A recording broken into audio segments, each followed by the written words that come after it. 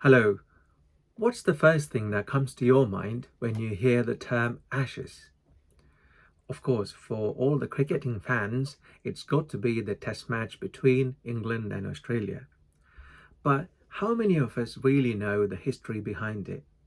To be honest, I only knew a little bit about it, like the tiny, delicate urn containing the ashes. But ashes of what?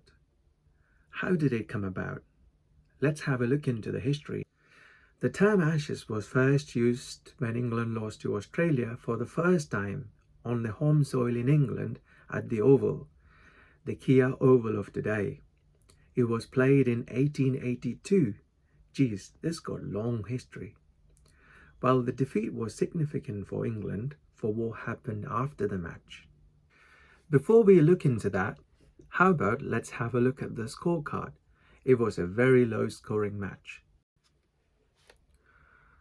Australia were 63 all out in their first innings. England replied with 101 all out. Australia in their second innings managed to score 122. England were set a target of 85 runs to win, but fell short of 7 runs. There was gloom in English cricket after this terrible loss. Now, this is the interesting bit. The Sporting Times, a day later, wrote a mock obituary, and it read, "In affectionate remembrance of English cricket, which died at the Oval on 29th August 1882. Deeply lamented by large circle of sorrowing friends and acquaintances, rest in peace. The body will be cremated and ashes taken to Australia." Very interesting, isn't it? Now, things are going to get even better. The concept caught the imagination of sporting public.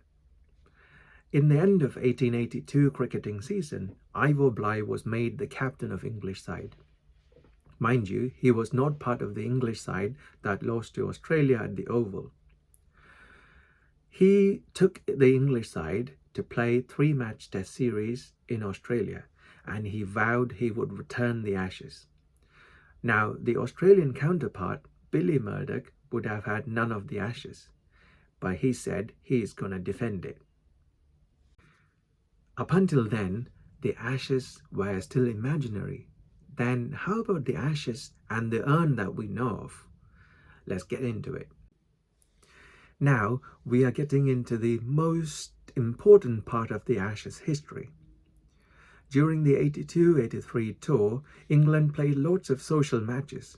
One such match was played on the Christmas Eve at Rupertswood, just outside Melbourne.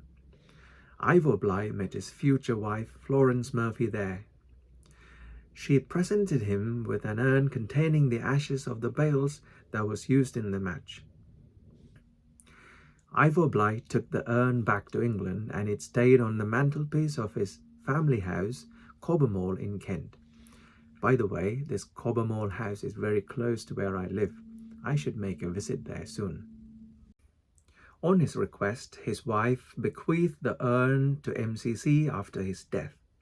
Now, this priceless, tiny, irreplaceable artifact resides at the MCC Museum at Lord's in London.